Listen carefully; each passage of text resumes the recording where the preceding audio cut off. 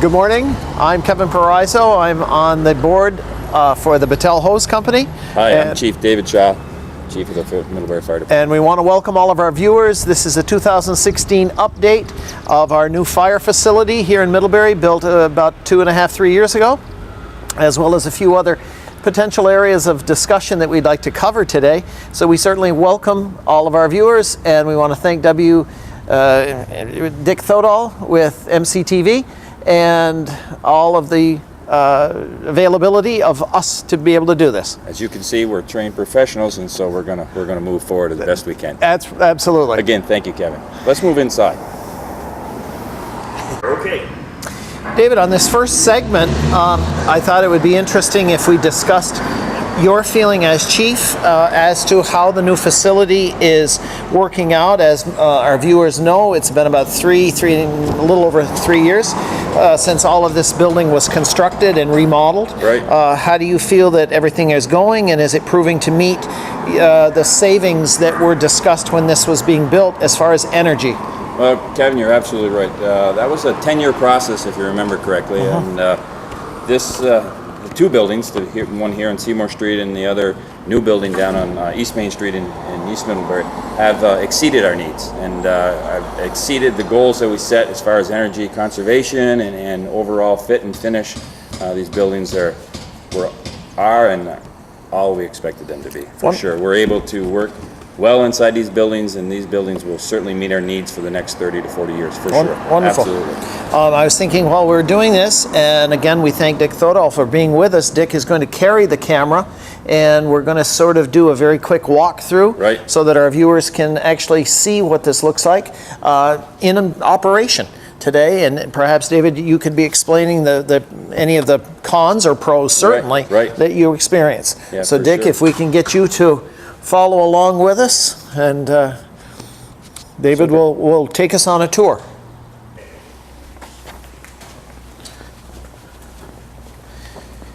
David, you can probably explain to our viewers what we're now approaching. This is the Apparatus Bay. Absolutely, Kevin. And maybe if you can walk us through what you feel is the best parts of what you're seeing, as now we're into 3 years of use with this. Sure. I mean, Kevin, in the old stations, we had this equipment crammed into 4 small bays, and we had some real safety concerns. Actually had the person get hit by a vehicle. Now you can see we have room. We actually mount our equipment from the rear. The firefighters come from the rear of the fire department in through the rear of the building, up, get their gear, mount the truck, and then we exit out the front. With the epoxy floors, that were another safety advantage for us. We're able to dry these floors quickly. The equipment dries out much quicker. So this building really, from an Apparatus Bay standpoint, you'll find something very similar to this in Bristol in their new fire station. There's a lot of time spent down here looking at this facility, so you'll see some similarities up there as well. So in some ways, this became the catalyst and a role model for another station. Well, let's say that we probably borrowed the idea from somebody else as well. So Okay. we spent 10 years looking at stations, and again, we borrowed a lot of other Figuring ideas. out what works and what doesn't work. Absolutely, and it Right. has to work for the community, and we were looking, as you remember, Very much 3 so. decades in the future. So. Very much so. Absolutely. And from an energy perspective, the lighting that's in this room is state-of-the-art lighting, so it's very energy efficient. It has the air vac system, which takes out all fumes and Absolutely. All of the electrical supplies to the trucks. And I think that's probably a surprise to some people, but these trucks have to be kept plugged in. Absolutely, yeah, they have to be hooked up to line voltage all the time. I mean, there's compressors on there and other emergency equipment that has to be charged and fully ready to go, for sure. Now, if we sort of go down between these trucks, David, maybe you can explain as far as the equipment. So as you can see, there's plenty of room in between Apparatus. This room is really necessary. A big feature we had was the portable hydrant, or the stationary hydrants inside the station. Before, the water was delivered from above. You had to climb up on top of the truck, which was a real safety hazard in the winter conditions. Now our water's piped right into us. We lay this hose right to our truck, and we're able to fill the truck immediately after service, and we're ready to go. Absolutely. And with much of the extra equipment, obviously extra hoses, where we see here behind the other truck, that we see that it's very, very convenient to grab them when you need them. Absolutely. It's all about efficiency. We have to do more with less in the fire service. That's been the theme here for the last decade and a half, and it's more prevalent today than ever. Right. But this is our turnout gear for our members. Our members would come through the rear door here, come up and grab their gear and don the piece of equipment that would be necessary to handle the call. Their turnout gear is here. Some have turnout gear in both stations because they may work in East Middlebury during the day and reside in Middlebury at night. So many of them have 2 sets of gear for that reason and that reason only. So not only convenient, but practical. Absolutely. And what you'll see here in our apparatus force, everything's on wheels. There's nothing here fixed to the floor. Everything's on wheels, so we can change this around to meet our needs relatively quickly. I mean, if we get 2 trucks in one bay, we can put a 3rd truck in a 2nd bay. You know, we can change. Nothing's fixed. The only thing really fixed is the lockers on the wall. Everything else on this floor is on wheels. Is movable. Absolutely. Right. Absolutely. So we'll move to the other side of the apparatus bay.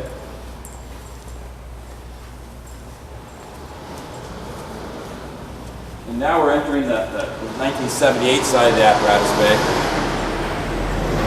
For our viewers, if they're new to the area, this fire station has gone through 3 transformations with the 1970s part of the building, which we presently are in. We just left the building that's the newest, 3 years old. Now we're into the 1970s, which again was an addition that was added on to the original fire station. And in this one, we see that you keep a large pumper, you keep a tanker, and you keep a boat. And I'm going to make the presumption that the boat is used for emergency and not just fishing on a weekend. That'd be a great assumption. Okay. Yeah, absolutely. We have a technical rescue division as well, and our technical rescue division has a swift water element to that, and we own 2 boats. I mean, we are right on a river here, and we can be in the river in less than 5 minutes. So, Right. Absolutely. Right. And I think, again, for the viewers, you can see how the reconstruction of this brought the 1970s portion of the building up to energy status in the sense of circulation, air vents that take out, again, all fumes, the availability of, again, water, which, both your dad and my dad were in the fire department many years ago. Exactly. But I remember watching the trucks being filled from up above, and it was dangerous. There was no denying that. I also see that, and for our viewers, we can see that you can also do your own laundry. Yeah. In the sense of, and I would presume that this is equipment that's specific to firefighting, because the gear is heavy. It is. It's a commercial machine designed for firefighting equipment. We're in such toxic environments today. When we go to a call and then we come back, we bring that toxicity back with us. It's on our gear, and we hang in the fire station, and that just off gases in the fire station, and that can bring in some really bad substances. So we're constantly laundering our gear, and that also does another element. That prolongs the life of that gear. We're trying to stretch the tax dollar as much as possible here. So if we can get a few extra years out of that gear by laundering it, we're going to do that. Good. And so that really works out really, really well. Good. Absolutely. And you're able to fill your own breathing apparatus with your own compressor. Right. And as I recall, there was an old system that used to be done in the basement, which probably would be considered today to be not just antiquated, but extremely dangerous. That's true. This system is state-of-the-art. I mean, it has a filtering system, so all the air that is compressed and put into a bottle is filtered and monitored, and so we're breathing absolutely clean air. But yeah, this is the state-of-the-art system, and for the number of apparatus that we have on call, we certainly need this type of system for sure. Right. Do you want to move towards the offices? We can do the office, and then, and then we can come back and do stage 2 of. Sure. So we move, still coming through the 1970s section. And Dick can probably give a shot as to how the construction worked here with tying a 1970s section into a section that was built originally in 1930s. So again, very, very successful construction project.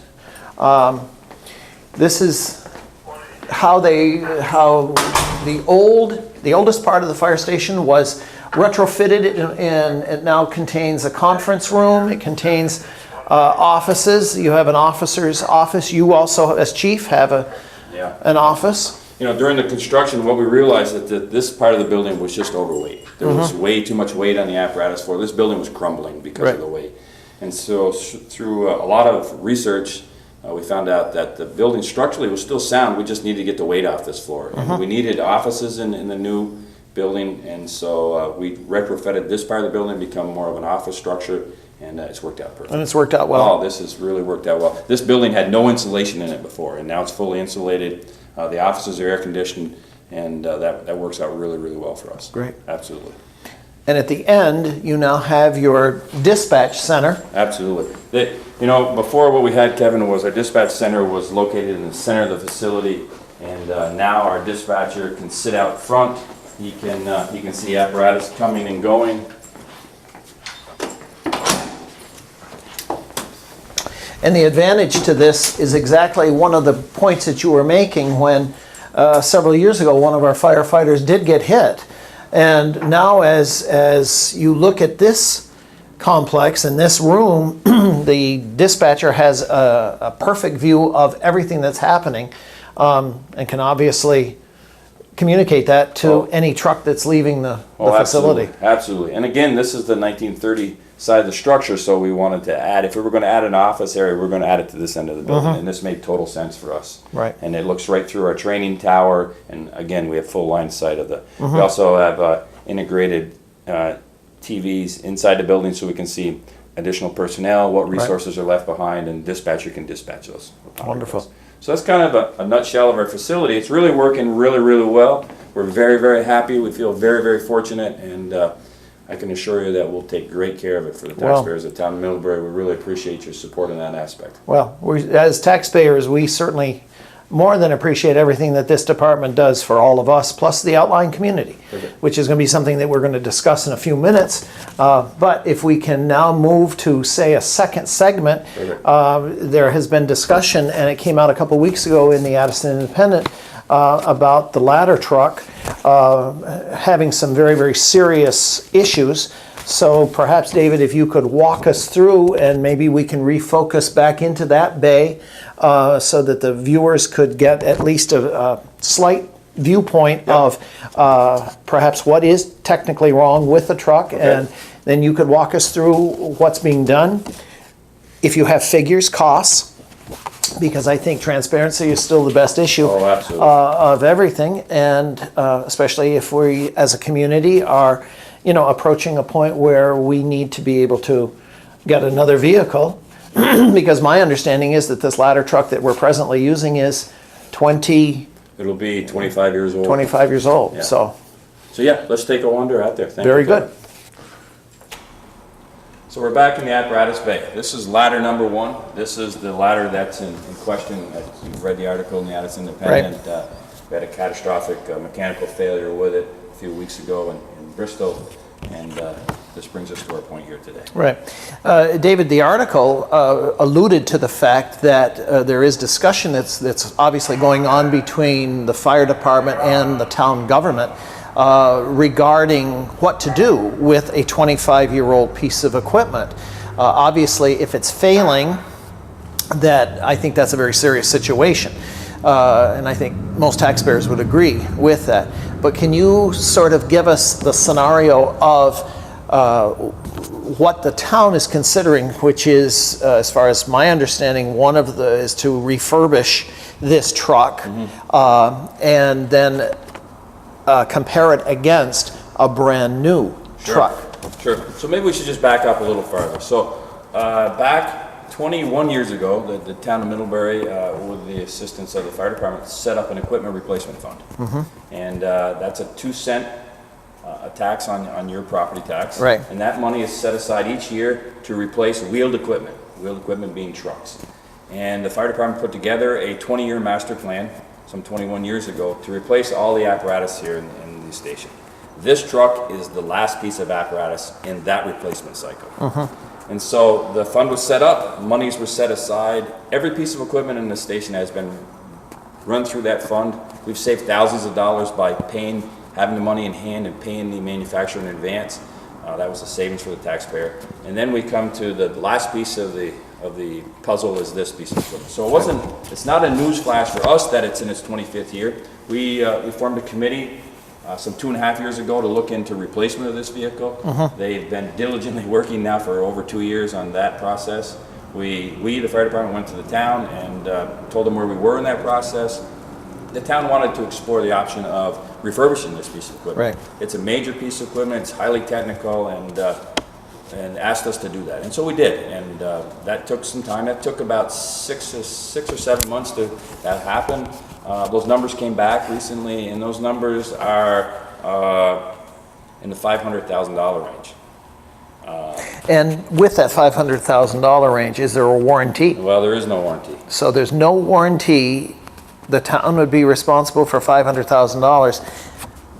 And correct my stupidity, and please feel free to do that, you still have a 25-year-old truck. Well, yeah, that's true. I mean, you certainly do. I mean, what they're going to do is they're going to, if this was the road that was chosen, they would bring the truck up to the current standard of 1993. I see. So you would still have a 25-year-old truck. You would have a truck without any type of warranty with it, but you'd have a piece of firefighting equipment that would meet the standards in 1993. Right. The downside of that is that you still have a 25-year-old truck, and we could have issues with it right away again. And so we only paid $365,000 for the piece of equipment. So to spend $500,000 to refurbish it doesn't make a lot of sense to me. And if you prorate it against what's the cost presently of a new vehicle? Yeah. So the committee's again been working, and they've been sharpening their pencil. I think they built a solid truck in the planning stage, and that looks to be an estimated cost of between $800,000 and $850,000. So a differential of about $300,000, Exactly. $350,000, Exactly. $1,000. Plus, I would assume that a new vehicle comes with a substantial warranty. Absolutely does. Absolutely does. I mean, this truck is really nice to look at on the outside, and it looks like it's a solid piece of equipment. Underneath, this thing is rotten as the day's long, and this is where our issues are. This truck has just served its life. Typically, people that refurbish aerial equipment refurbish them between 7 and 10 years, not in their 25th year. They Right. seldom do 25-year-old eras because there's no market for a 25-year-old era, and the cost to refurbish is so extremely high. Right. Now, I would assume when you're talking to companies that specifically refurbish fire apparatus, they would even be in a position to guide you, and whether or not their company would even be willing to touch a piece of equipment this old. Well, that's true. I mean, we spoke to several of them, and Martin Selleck's the chair of that committee, and he's done a lot of work, and several of them backed out. They weren't interested because of the age. So we were able to obtain 2, and 2 came back and were willing to entertain a bid To do that. But, I see. again, it's a lengthy process. The truck would be gone for a year to be refurbished. Oh, Or if you purchase a new, the shelf life or the turnaround time on that is a year as well. So, I see. So we're kind of in a catch right now. We have a piece of equipment that we now can at least raise the ladder and move it around and use it as a rescue piece, but we can't use it as a fire suppression piece because the tip, the waterway on the end of the truck is non-functional. That's the part that gave us problems. There's a swivel in the back of the truck where the electronics, the water, and the hydraulics all go through this component. It's a major component. That failed. And that failed because of age. Really, it's just, that's the simple story of a very complex issue, but Right. it failed because of age. And so we're trying to work on some way of getting water to the end of the ladder now, but the part that's necessary, the nozzle that we could use as Right. a temporary solution is 8 weeks out because nobody does that anymore. Right. So we're actively still trying to provide protection, and we set up something in place with the city of Virginia where their Quint, their ladder will come down and help us out, but it's only 75 feet. 75 feet in Middlebury doesn't get us very far. yeah. Because the height of this ladder, if I'm reading this, 105. It is. It's 105 foot. We can go 105 foot horizontal or up, and we I have see. many high rises in Middlebury. So when you think of a high rise, and typically people think of high rises as buildings stacked one on top of another. Right. A high rise in the fire service is a large horizontal building. Cabot, for example, or the Marriott, or any of the college buildings. There's a heavy load in the college for sure. But the industrial park is loaded, and we're inviting new industry in here, and those buildings need to be big enough to host their industry, and we have to have a piece of equipment large enough to help provide that protection. David, you just mentioned something that which I think is an important thing for our viewers to have some definition about, and that is suppression of a fire. You hear a lot of discussion lately about buildings that are sprinkled, and you hear people say, oh, they're 100% safe, that the sprinklers would take care of any fire that erupts. As chief, can you give us some perhaps clarity as to this? Is it a misnomer? Do sprinklers put out fires? You know, is that their goal? Is that their test? Or is it for the purpose of buying enough time to get people out of a building? And then, i.e., we would need still the larger pieces of equipment to get to these multi-floored buildings. Well, great question, Kevin, and I can tell that you certainly have some fire history in your background for sure. Yes. Fire sprinklers are suppression devices. They're designed to suppress the fire, not to extinguish the fire, but to suppress it, hold it back until larger firefighting equipment come in, i.e. a ladder truck or an engine or fire personnel. But they certainly are a suppression device, but they're not an extinguishment device, right, for sure. And they are only as good as the public water system that they're hitched to, or the stagnant water system. So if that has a failure, doesn't matter how many sprinklers you have in your building, none of them are going to go off. Right. And unlike the movies where, you know, the one sprinkler goes off and all of them go off, that doesn't work that way. So it's just sprinklers in that particular area work. I see. Absolutely. I see. So they're a suppression device, not an extinguishment device. These are extinguishment devices. Right. This is what the fire service does, and does it well. Well, and multi-floored buildings, obviously, we need a ladder truck for, but I've even seen this one in operation on smaller storied buildings when you have to extend the ladder over the roof and be able to spray on the back side of a building, which you can't easily get to. That's true. I mean, we use this for all of our chimney fires. It's a much safer way of addressing a chimney fire. We're not on the roof. You know, roofs aren't flat. They're typically at a 412 or greater grade, and so they're very slippery in the wintertime. We don't have many chimney fires in July. We certainly have a lot in January. Right. And so we work with our area. We're able to pick this right off the road, bring the ladder over to extinguish that problem. We also use it in our technical rescue division as well.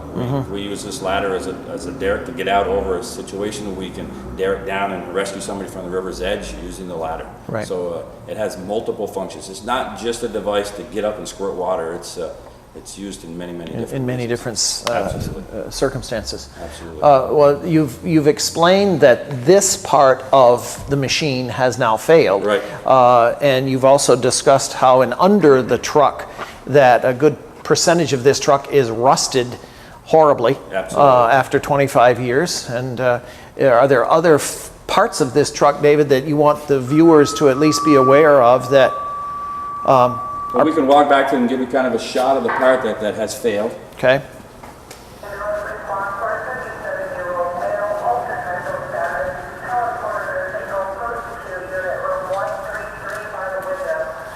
So Kevin, I'll climb up there. Okay. I'll speak loud so you can hear me. And we'll just point that spot out for you. It's a tough spot to see, but we're talking about the base of the aerial right here. This is where the device comes up, and all the hydraulics and the electrical components and everything are transferred through this particular device here. This is a major component to get to. This is why it's so expensive. You have to remove a lot of the truck to get to this component.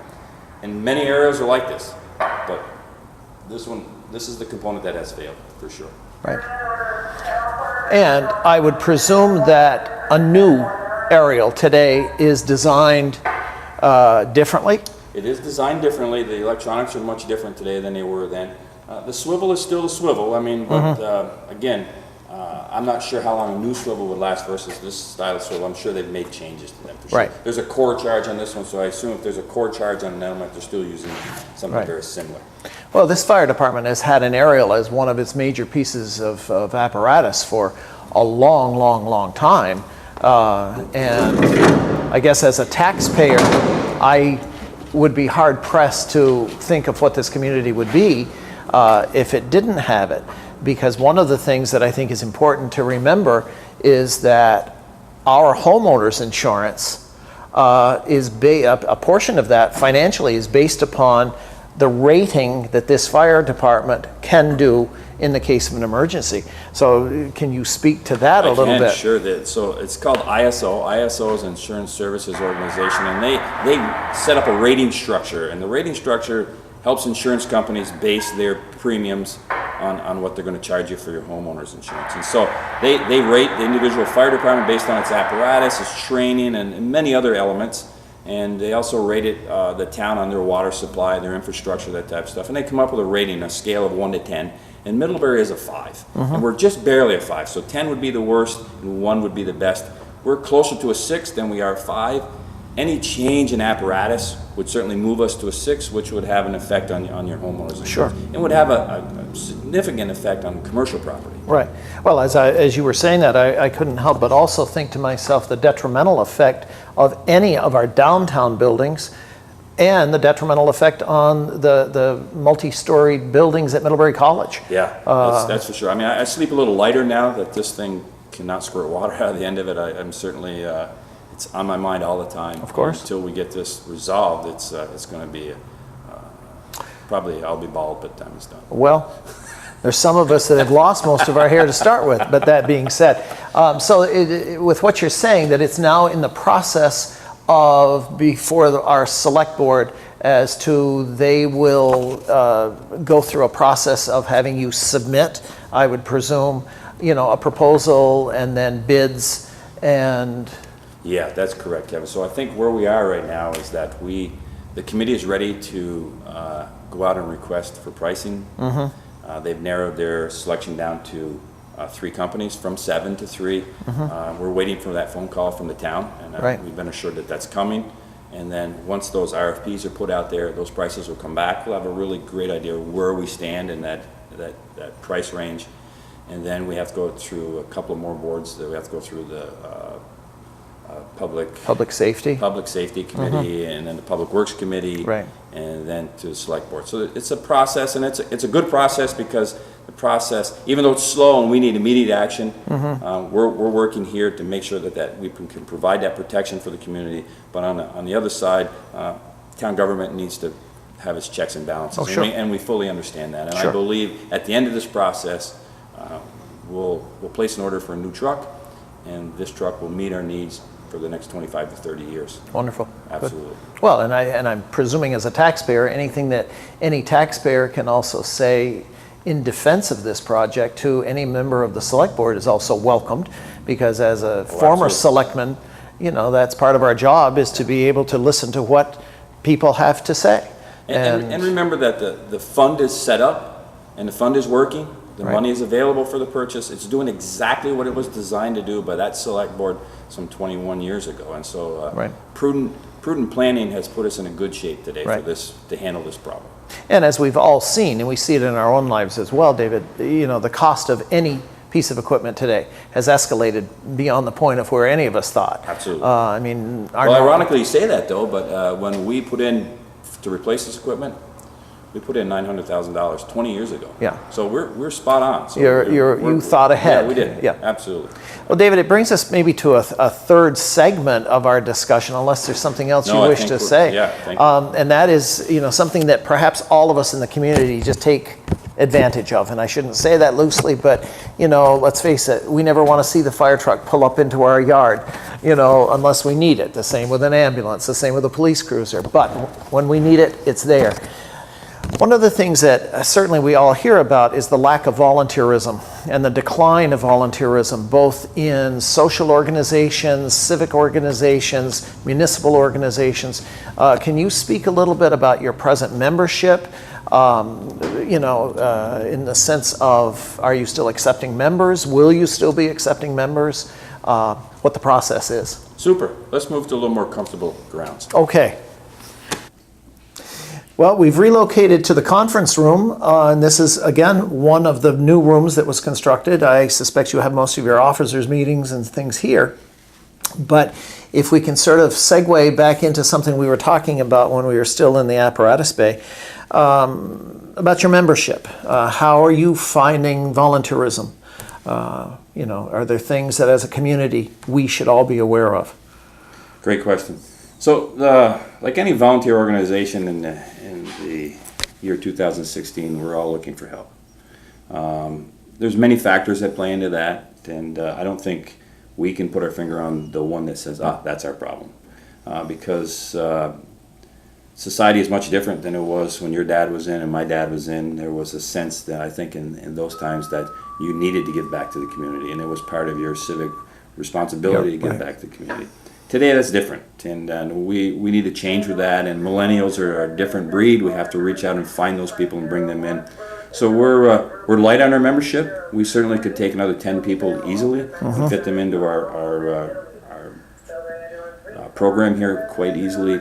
But we're not alone. Many departments in Addison County are struggling from the same problem. There's a few pockets that aren't, but the vast majority of us are. So to be a member, you could simply just go to our website and pick up an application there, and then you would fill that application out, and you would come to a pre-hearing, and a group of members would interview you and talk to you about the needs and the commitment from you. It's a very rewarding profession. I've met a lot of really, really nice people in my 3.5 decades of the fire service, and I probably wouldn't have the relationship I have with you today if it wasn't for the fire service. And it's either a good thing or a bad thing. We'll have somebody decide that. That's right. The viewers can weigh in on that at any given time. But I mean, I know people from Canada to Florida that are in the fire service, and it truly is a brotherhood. Oh, absolutely, and I'm constantly learning, and it's not a male only profession anymore. Because you have several. Two ladies that are in the fire service. You just completed their firefighter 1 class, and that was a class that a new member would have to take. They finished in the top of the class with another one of our members. Our membership is very diverse. We have college professors to custodians and everything in between. Right. And that's kind of nice because you get to make friendships across lines you would never make before. Well, it truly becomes a diversified cross-section of your entire community, which I think is important to have. Absolutely. Do you think one of the reasons that perhaps people are reluctant to consider is because, as with most emergency services, the amount of training that has to take place, do you think that that's a deterrent for some people to sign to become members? I used to think that was the key element, but I've changed my mind on that. I believe what's happening now is that the fire service and emergency organizations do such a great job doing what they do with so little fanfare that people believe that everybody is healthy in the organization. Healthy meaning that the numbers are up, and that we don't go out and complain, we just deal with what we have. Right. And so, for example, if we have a call in the middle of the night, we seldom run a siren, or we're trying to be very good neighbors and that type of stuff. But I think that's the bigger problem today, is that we don't allow people to understand what we do here and how we do it. And we've been doing it. We've been making house calls since 1892, and there's not another organization in town that has done that. And we've done that with volunteer labor from all that time. And we've had a great history in this community, and we take great pride in our service. But we certainly could use some more help. Well, I was going to say, having attended the number of your meetings, you can see that the total number of your membership is low. And certainly, I guess I could speak from the standpoint of an invitation to the general community that if you are at all interested, please follow through and get, either go to the website and follow, as David was explaining, or get hold of you as fire chief. And even if they just want to come through and walk the facility and kind of find out, and not fill an application, but just kind of see what we do here and how it may spark an interest. And maybe you don't want to be an interior firefighter. Maybe you want to be a truck driver or something like that. There's as you know, Kevin, there's many jobs. Oh, absolutely. That require a great deal of talents all over the board. And again, because of our diversity, we're able to fulfill a lot of those needs that people have. Right. And it's a great way to give back to the community. When we talk to the taxpayers in the community, they're very pleased with our service, and we try to do a really great job. But there's certainly a need out there for more help. Well, and one of the rewarding parts for all of you was the fact of when we built this new complex, both here and in East Middlebury. I think that that's a tribute to the fact of what the people of this community think towards, the fire department. And again, I'll just sort of reiterate something I said earlier, that, none of us, really consider you until all of a sudden when we have to grab a phone and say, we have a fire, the house is on fire, whatever. And then, every one of us are very thankful that every piece of your equipment out here can roll to us, as well as numbers of people. Right. You know, there's no other organization in town that you can, with one phone call, get 25 people to help you out. Right. In a moment's notice. That Right. you've never met before in your life. Right. That'll take time away from work, remove themselves from their family to help protect your home and your family. And Right. the fire service is unique in that way. And I see changes coming down the road. And the changes, I think, in the decades to come will be a regional style of fire Right. service. I Right. think just because of the age of Vermont and Vermont's population, we need to look at that. And as you remember, as we built this new addition on, we talked about that. And so this building is able to handle such thing. But I believe that's where we're headed. Right. Maybe not in my fire service time because it's limited, but that will be the future of fire But service. perhaps for in sure. the next generation, it's going to Absolutely. be something that will have to become a reality. Absolutely. Well, David, can you think of anything else you'd like to mention to our viewers? Yeah, just a couple of things. I would, first of all, like to thank the taxpayer for their continued support of our organization. It's very, very heartwarming to know that the community stands behind us.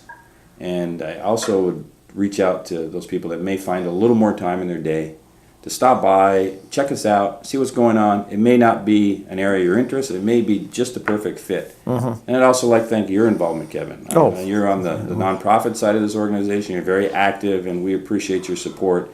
And it's that quiet support that makes this organization is truly an honor to be a member of. And it's because of guys like yourself and past members that just continue to give and give and give. And we thank you very much. Well, And you're I'd like most to thank welcome. MCTV Yes. for their time. And, maybe we should do this on a semi-annual basis or an annual basis or every couple of years just to kind of let people know, again, because As an update. we're so quiet here in 5 Seymour Street and 388 East Main Street. You don't know that we go out 250 times a year. Right. That's a lot on a volunteer organization, and we pride ourselves on people not knowing what we're doing because we want to really do a great job and have very little impact. And, Right. and again, that's a detriment sometimes because people don't realize that. It is. Well, you went out 250 times. Well, 250 times is like almost, twice a day sometimes, Yes. or 3 times a day. Right. So And commitment. the kind of calls that you go on are much different Absolutely. than when your dad and my dad were members of this, in which basically they would roll an old fire truck up, grab a hose, stand back and spray. Yeah. And versus today, it's a much different operation. It is, And much absolutely. more entailed. And certainly, I think I can certainly speak for the community when we say thank you for everything all of you do for us. This makes this community much safer and a much happier community to live in. Can you think of anything else? Other than that, I would like to thank Dick Thodall for taking the time out of his schedule today to come over and view us with the camera, walk around with us. And I would certainly like to thank MCTV for their cooperation about broadcasting this. And again, if any of you have any thoughts or concerns about Middlebury Fire Department, please get in touch with David or myself, and I can at least put you in touch with who to contact, or go to their website. absolutely. But again, we thank all of you very, very much. Have a good day.